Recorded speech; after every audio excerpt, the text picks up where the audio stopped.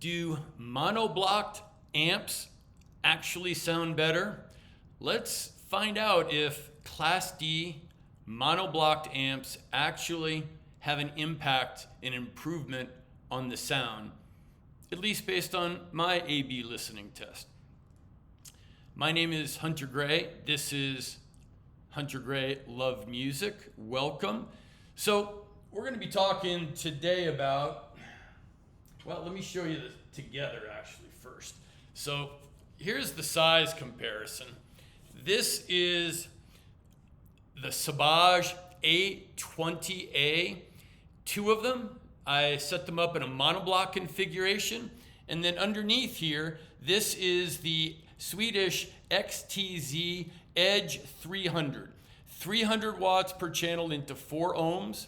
And here you can see the comparison. In width, they're the same, sort of like a half rack size, which I really like.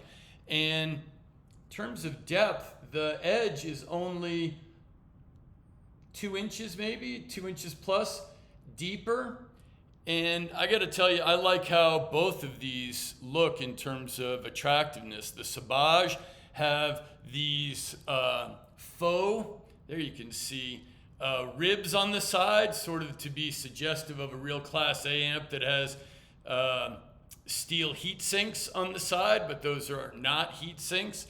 You've got the little beefy handles and this serious beefy switch on the front, and the volume knob, while it's smooth, not notched, I think it's a really good looking setup, the Sabre.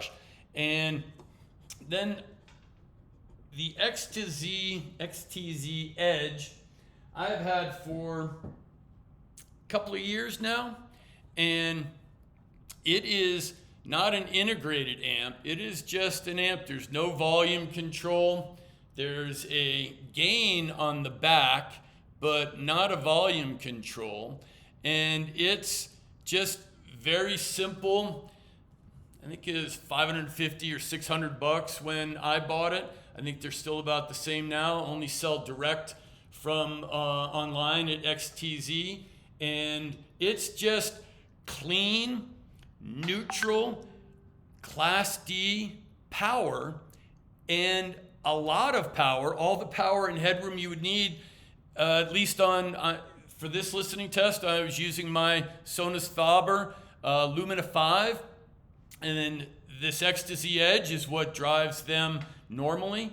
And it's a lot of Class D, clean, neutral power. It's not adding anything or bringing any sound to the speakers, which on my Sabre is perfect, because Sabre has a house sound.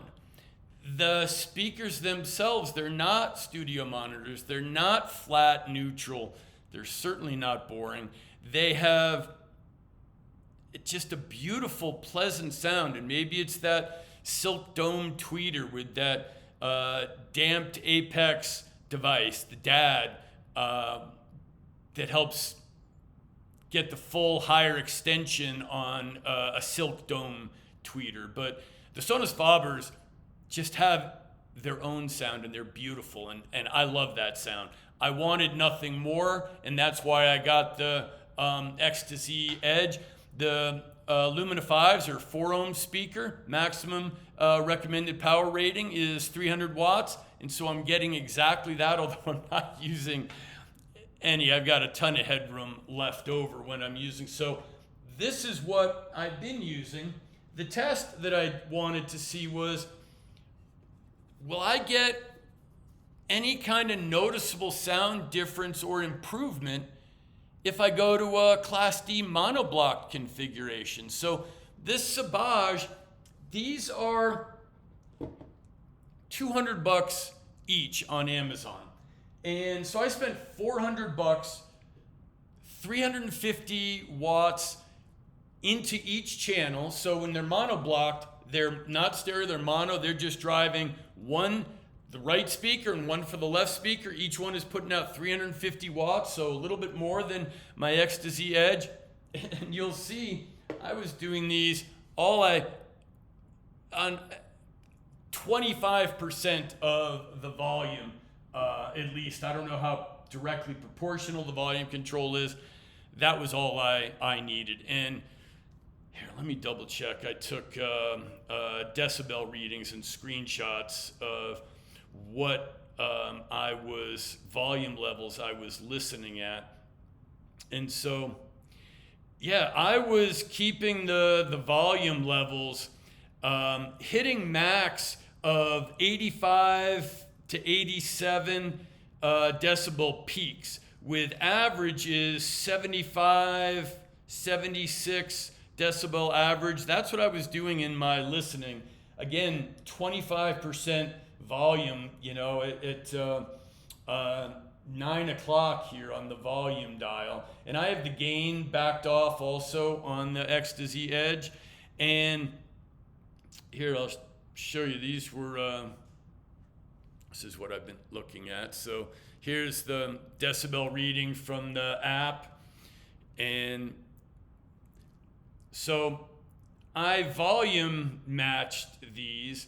So I wanted to make sure I played the same song all the way through with the decibel meter in the listening position. It's a 10-foot quadrilateral triangle, and I was at a peak of 88.2 on the same song on one setup and 87.6, so less than half a decibel difference. So they were volume matched. And what did I find? Well, you know what? I took, I did a little bit of research, and I looked at, I asked ChatGPT, what are the advantages of a MonoBlock configuration? And what ChatGPT told me was, let's see, I can't find it here, but because you're actually not having the left and right channels in one box, but in separate, you should have a lower noise floor, better channel separation, and less crosstalk, and suggests that it would create a better soundstage. My listening test AB with these two units, my listening, my ears, my result is I didn't hear any difference. I didn't hear an improvement or anything worse. I heard my Sonus Fabers sounded the way they always do. They sounded beautiful, and I didn't feel like I got any. I would not invest any extra money based on this to have monoblocked amps in my signal chain.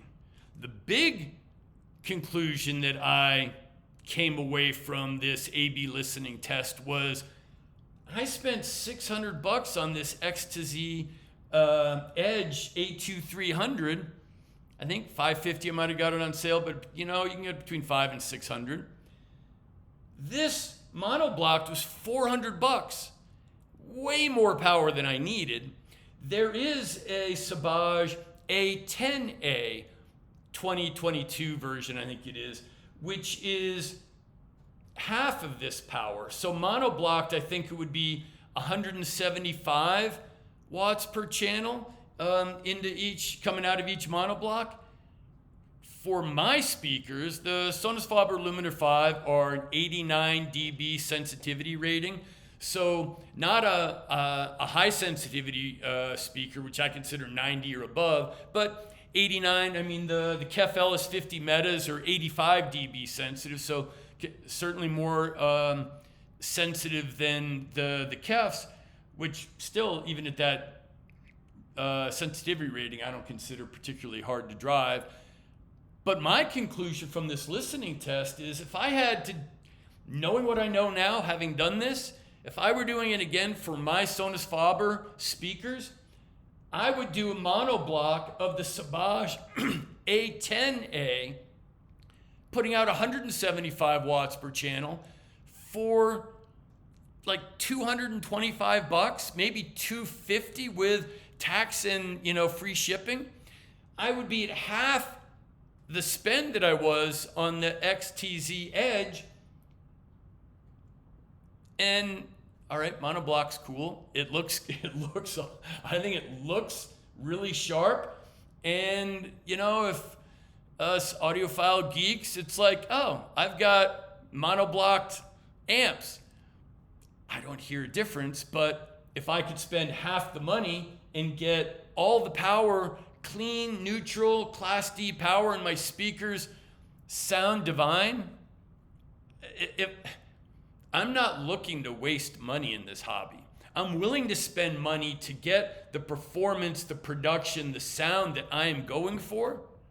But if I can get the sound that I want, the performance that I'm looking for at a lower cost, I am all in on that. So that's really the surprising conclusion of this A/B listening test, that I don't hear any difference, positive or negative, A/B listening, monoblock Class D versus not monoblocked Class D.